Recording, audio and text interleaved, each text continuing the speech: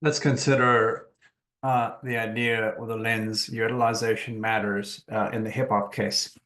So in the base case, we discovered that uh, anesthesiologists are most likely the bottleneck of the workflow, but that ORs are close behind. So the first thing I want to try is making a CRNA available uh, for the anesthesiologists to sort of offset their commitments.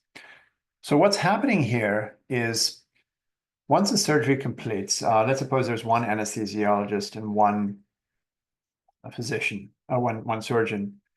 When a surgery finishes, the anesthesiologist has to go back and sedate the next patient, whereas the surgeon is off while that sedation is occurring. So the anesthesiologist is essentially working the entire day, and that's why those utilizations were somewhere around 97%.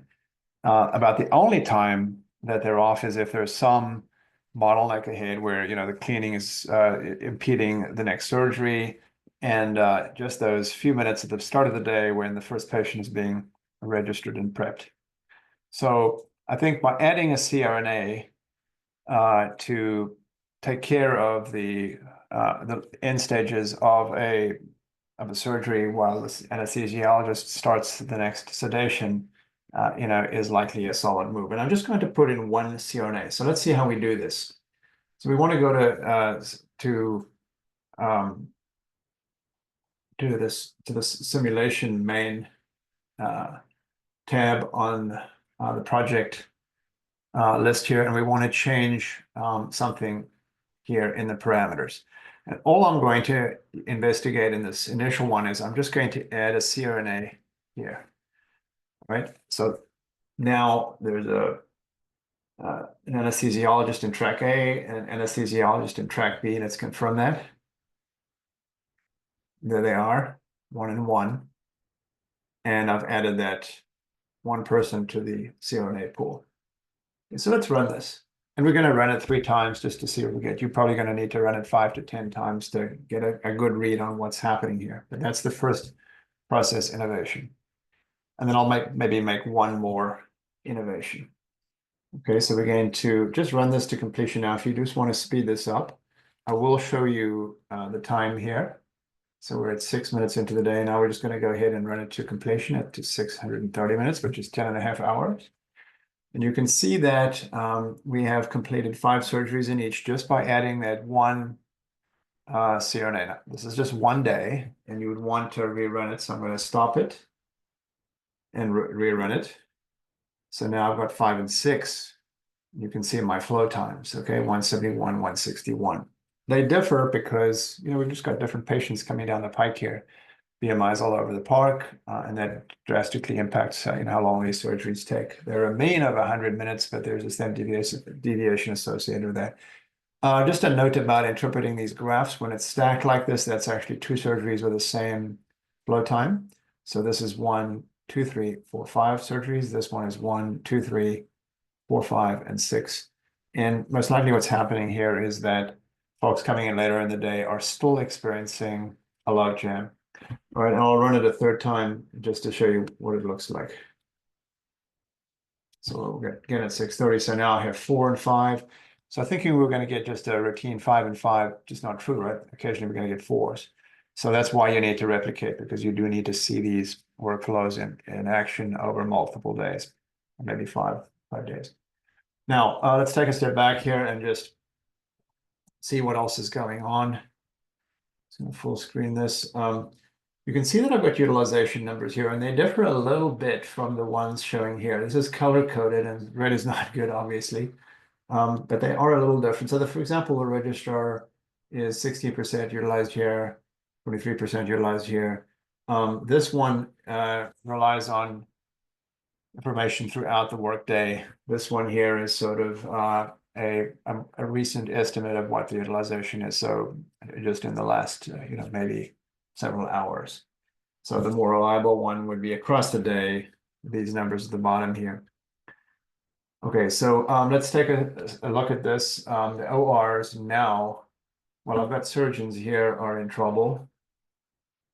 Okay, The ORs are 90% utilized, but let's assume that we cannot do anything with these ORs, that there's 4 of them, and those are the assets and resources available to this for the surgery process, and that expansion of that number is not possible. So we've got anesthesiologists coming in at anywhere between 84 and 90, and the surgeons are at 80 and 87.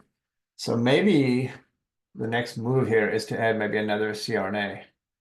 It's possible.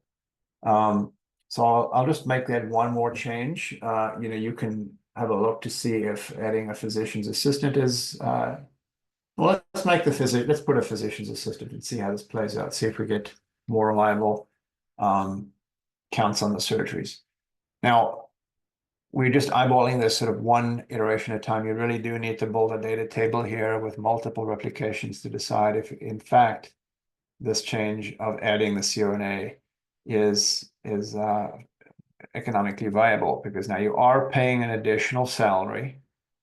Yes, you may be getting a higher surgery count, but there is a question of whether you're justifying that salary. So let's go and try adding in our utilization matters lens, adding somebody to a PA to the physician's assistant pool to see how that plays out. And this is actually simultaneous changes. Talk more about that when we look at the optimization finally.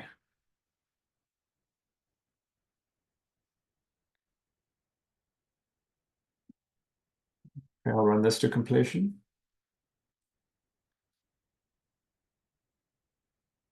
We're at 630 minutes, so we've got 5 and 6, 160 and 151. You can see the physicians now are in much better shape. 50% utilization on the PA, 72% on the, and 61% on those 2 dedicated surgeons.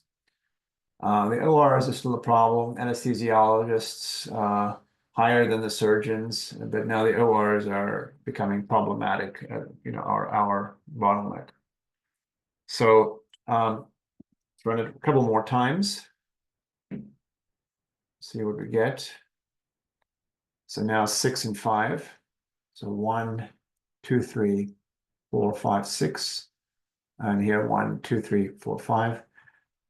Flow times are pretty high here still. And one more time. 6 and 5. Well, the results vary, and you need to do the replications to be able to assess whether this addition of the extra salary is justified. Okay, that's our utilization matters clip. In the next one, we'll explore pulling matters.